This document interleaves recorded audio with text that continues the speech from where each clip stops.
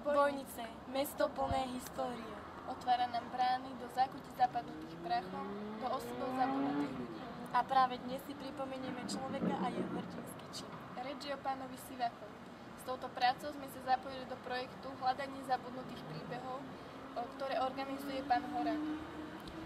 Cieľom tohto projektu je nájsť v okolí pamätníka komunistického režimu, pátrať po jeho minulosti a zdokumentovať jeho osud. Do práce sa zapojili Dagmar Košovská, Lucia Vidová a Juraj Sekera v spolupráci s inžinierom Martinom Hagarom. Ďakujem.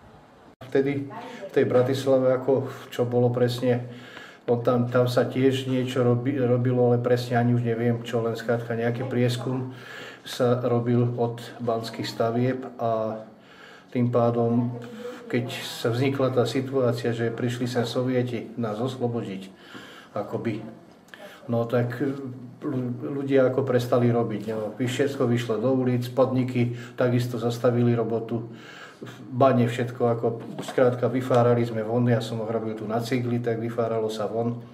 No a prehovoril predseda strany, riaditeľ podniku, prehovoril k nám, skrátka, že oboznámil ľudí, že čo sa stalo. No tak len vyzval nás, aby sa nerobila žiadna provokácia alebo také niečo zbytočne, pretože tí Sovieti boli chlapci, to je ako divosi, môžem povedať, to nemalo žiadnej zvláštnej kultúry, pretože to nahnali, pozvali ako do mobilizáciu spravili, že skrátka je tu vojna, no tak a oni išli ako v tom, že tu treba čo sa hýbe, všetko strieľať, no.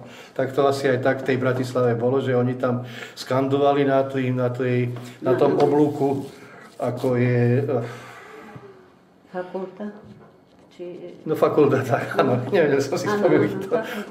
Na tom oblúku, na tých schodoch, tak áno, a údajne tak bolo prvou salvou bolo zranené, alebo teda zabité to dievča, nejaká študentka, neviem, no vieme, meno som vedel, ale už teraz neviem, no a on, prosím? Danka Košanová. Áno. No, dobre, vy viete lepšie ako ja. Meno si nezapamätám, ja len tak zhruba. A potom kapitán tam bol jeden, to viete tiež?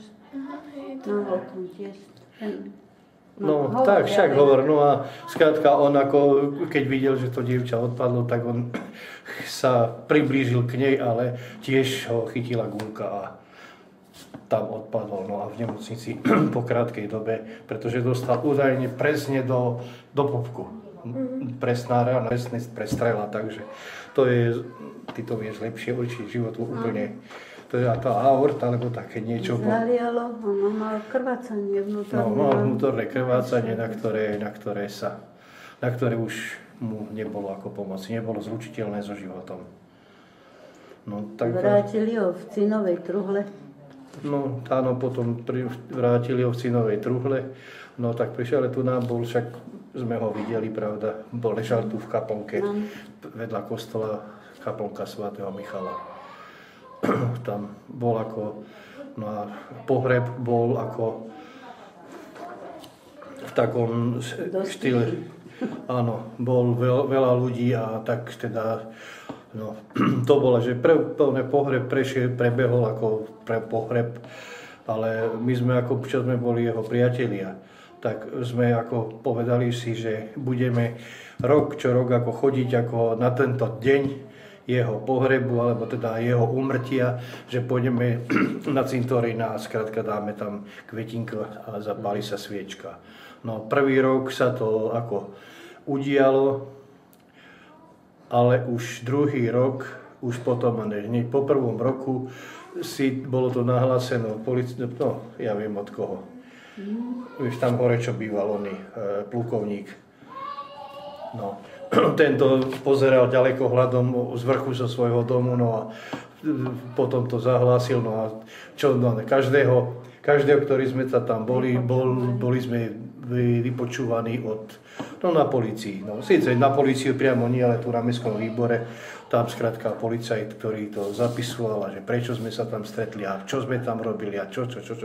No tak nič, ako chlapci, alebo chlapi dospelí, tak čo. Potom po onom sme išli a sme pobíjali, no tak to je úplne normálna vec. No, nič iné, žiadna provokácia, nič iné sa nerobilo, alebo neviem, čo ešte inšie by som vedel okolo tohoto povedať. No a to, že už potom viacej sme už sme viackrát nešli. Už sme len čiste, ako sa robí na dušičky, za každým, keď je ako všech svätých, čo bude za chvíľu, tak chodíme tam, no ale viete, čo som sám. No. Ešte jeden kamarát žije v Prievidzi, ale... Silo, ale viacej už, druhý nikto, no. Druhý už nikto není. Už sme sa minuli. No však to, že on sa kamarátil, vlastne viacej žil s našim Stankom. Lebo aj Stanko na banských stavbách robil, ale aj ten je mŕtvý. No, hovorím to je už. Ježiši, nevieme už o týchto drobnostiach, čo robili, alebo aký život dotedy. Lebo ja som bola preč, do školy som nechodila tu, ale v Nových Zámkoch, tam som začala aj robiť. Takže to bolo dlho, keď som... No my sme sa ako tak nejak viac sa rozprávali, ale oni som sa s ním spriatelil tak už potom, keď som prišiel z vojny. No a tak sme sa ozaj ako stretávali, sme sa takmer každý týždeň, alebo teda každý deň. Ja som začal dom stavať, občas niečím pomohol. No to zase takto musím brať, že pomáhal. Ako bol človek, ktorý bol, veci znali, že hovorím, bol vyučený ako zámočník, ako strojár, ale rozumel sa elektrike, takže a u firmy Banské stavby, tak tam takýchto ľudí ako boli vítaní, mali dvere otvorené na robotu vždy, takže toľko to vám môžem o ňom povedať a až chcete niečo vedieť viacej. A o jeho rodine, alebo tak, aký mal život predtým, neviete, nerozprávate? Ako predtým, no myslíte, tak predtým... Akože v mladosti, alebo tak predtým, ak sa to mal dve sestry, mal otca, mamu, bývali na námestí v takom, tie staré domčeky, no, viete, ako je to, takže... Teraz je tam hotel postavený na tom mieste, hotel pod zámkom, no. Na tom ich mieste. A on žil aj s maminou, aj s otcom, áno, mamo aj s otcom a potom už takto po Slobodárniach, keď bola, kde išiel robiť, takže... To len vo svete, tak kde sa robilo, kde robil, tak tam musel aj žiť, bývať. No, pokiaľ... Tam vtedy bývali na Slobodárniach všade, keď bola, kde odišli robiť. No áno, po väčšine, však tá Ostrava bola... A v Tlmačoch potom robil, aj tam, no, to je kde? Tlmače dole smerom na Nové Zámky, tadiaľ sa prechádza. Lebo Svaťo, ako ten jeho švagor, ten bol riaditeľ, on tam tak viem, že aj tam robil, no a teraz v tej Bratislave to tiež, neviem, Dimitrov, lebo kde to robil? Tak tam viem, že tam robil ako... Nemám dojem, že on tam bol tedy od Banských stavieb. Ja. Ako oni tam sa robili nejaké prieskumy, ako no a tým sa tam ako dostal. No ako hovorím, vychodil základnú školu a išiel do učenia. Učil sa, myslím, u prístavka v Prievidzi, u súkromníka. Tak sa mi vidí, že tam sa učil, no a tak odtiaľ už každý si musel vybrať, čo kde chce robiť. Ale viem, že tieto banské stavby vtedy sa tak začali, hodne rozvíjali, tak banské stavby ako potrebovali ľudí na všetko. No. Tak to bola kedy veľmi veľká firma, dneska je to Skanská, no ale už tej roboty je pomerne všade menej a menej a to už konkurenčné firmy a takže vtedy to bolo ešte, nebolo to tak dávno po vojne, pravda, v tých 50. rokoch, po 50. roku, keď ako on skončil školu, no takže vtedy bolo tam už tak...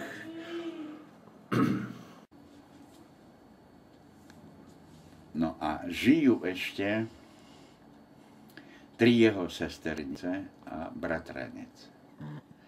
Takže také bližšie informácie o jeho živote ja vám toho veľa nepoviem, pretože hovorím, ja som sa s ním na letnou bani stretol, potrebovali niečo opraviť, tak ja som mal tam svojich ľudí, ktorí izolovali, tak sme sa tam stretli. Takže títo by vám o jeho živote niečo bližšie povedali. Ja sa s nimi poznám, s tými sesternicami. Ja som nevedel totiž, že sú oni sesternice Sivákové.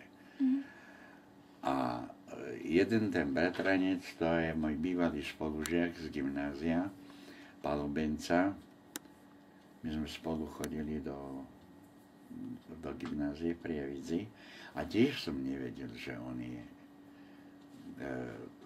Slávov bratranec. Až keď ja som chcel, lebo to pohrobové miesto, ten pomník bol prepadnutý. To sa proste nejak zle urobili tí kamenári, tak celá tá betonová obloba, je to jednohrob, to on je tam a jeho matka je tam pochovaná, to sa prepadlo.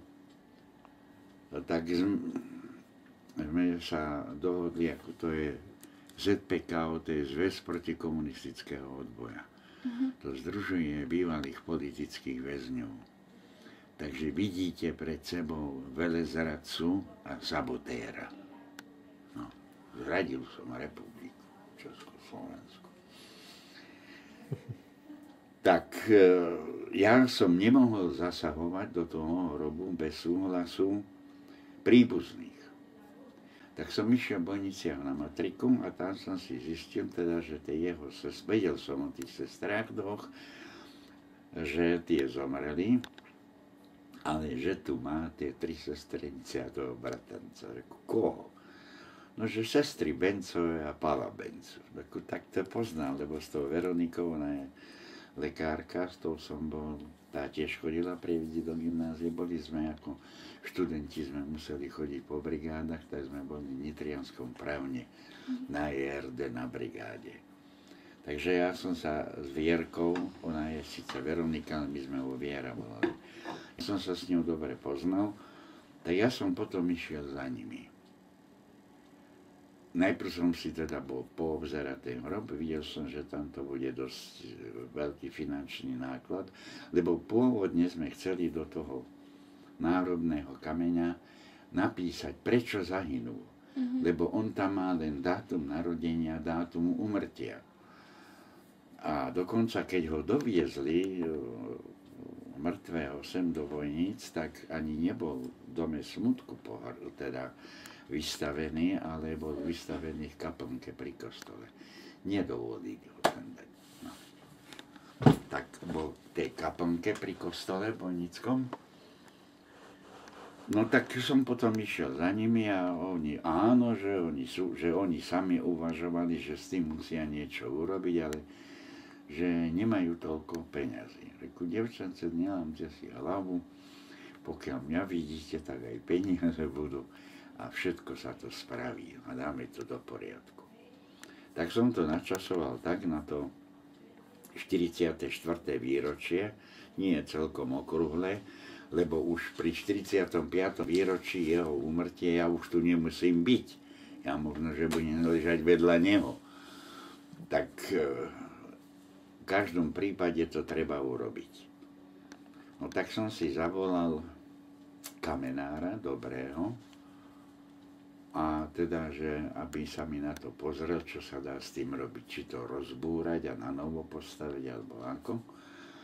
Tak on to potom vyriešil tak, že to obkopali, to spadnuté do hĺbky, podchytili a hydraulickými zdvihákmi to vyrovnali pekne. No a mal som tam aj hlavného financiera, inžiniera, architekta Vlada Záborského. Neviem, či poznáte meno Anna Záborská, to je europoslankyňa. A je to dcéra nebohého Tonka Neuwirtha, ktorý bol prvým slovenským veľvyslancom pri Vatikáne. Ten pán sedel 8 alebo 9 rokov, bol zavretý ako politický väzeň. To bola taká skupina okolo profesora Kolakoviča, to bol Chorvát, ktorý zakladal také kresťanské rodiny. No a samozrejme to, čo nebolo pod patronátom komunistickej strany, bola automaticky ilegálna činnosť a ilegálna činnosť bola velezrada a za velezradu bolo najmenej 10 rokov. Takže Tonko dostal 12 rokov a potom na amnestiu ho prepustili. Takže ja sa s tou rodinou veľmi dobre poznám. No a tak som sa pýtal kamenára, zhodou okolností, syn môjho tiež bývalého spolužiaka, ale do ľudovej školy, čo sme chodili, a boli sme spolu aj v Hlinkovej mládeži, aj v skaute, tak ako Jožko, čo to bude stáť? No, že okolo 1500 eur, lebo aj nové dosky a rozobrať celý pamätník, napísať tam tú vetu, že zahynul rukou sovietských okupantov, aby sa vedelo, prečo ten chlapec mladý zomrel. No, tak hovorím ku Jozef, poriadku a faktúru dáš mne, ale tento pán ju zaplatí. No, tak Vlado súhlasil s tým, Vánoš a Janka dá aj to vyplatil. No. Čak ona má nejaké eurofondy alebo niečo podobné, takže, lebo ja mám takého dobrého sponzora, šéfa uniformy. To je môj druhostupňový synovec. Jeho otec bol môj bratranec a tiež bývalý politický väzeň, profesor Rudolf Jurik, ktorému sme postavili pamätník v Novákoch, aj sestričkám. No a ten mi takéto akcie, aj tú tabulu, čo je v Prievidzi, na agro predajni, pri stanici. Neviem, či ste si všimli, s takou skautskou láliou. Janko Manás. No, to bol môj spoluväzeň a zakladateľ ilegálneho junáka. Zlatý orol. My sme boli v tej organizácii. A táto organizácia trvalo ešte vákom 8 rokov, zakiaľ sa im podarilo kompletne zlikvidovať. Čiže dá sa povedať, že my máme rekord Československu v dĺžke trvania jednej ilegálnej organizácie. Celkové tam bolo okolo 250-300 študentov, to boli väčšinou študenti z gymnázia, z priemyslovky a bola skupina v Prievidzi, Handlovej, v Sebedraží, v Novákoch, tu som mal ja, potom Topolčanoch, Nitre, Trnave, Považskej Bystrici, Trenčíne, Bratislave. Bolo to proste tak dosť rozšírené. No tak on mi zaplatil aj tú tabulu tomu Jankovi Manasovi. A nechcel som už ísť znova za ním, lebo potom ešte organizoval, teda platil takú jednu akciu, 10. výročie úmrtia jeho otca. To bola taká veľká paráda, však vám ukážem aj, dávam aj pozvánku, aby ste vedeli, čo to bolo. A nechcel som od neho pýtať peniaze. Bojnice ako mesto, bol som za primátorom, aby prispel na tú tabulu, že bol to Bojničan, ktorý tragicky zahynul v tých dobách. Bojnice mi odmietli prispieť. Nedali mi ani cent. A prečo? Povedali vám prečo? Že nemajú peniaze. Ale figúra. Keď je primátor bývalý komunista, no tak teda čo? Môžem čakať od neho. A toto isté mi urobila aj Prievidza, keď som pýtal peniaze na Jana Manasa, tak tí mi veľkodušne dali 150 eur. Tak som povedal pani primátorke, viete čo, ja by som sa hanbil ako dôchodca. To ja dám z môjho dôchodku bez toho, že by som pocítil. A ešte mi dali podmienky, že to musím zverejniť. Že koľko mi dali, reku, to urobím s veľkou radosťou. Aby ľudia videli, že koľko ste na to prispeli. No a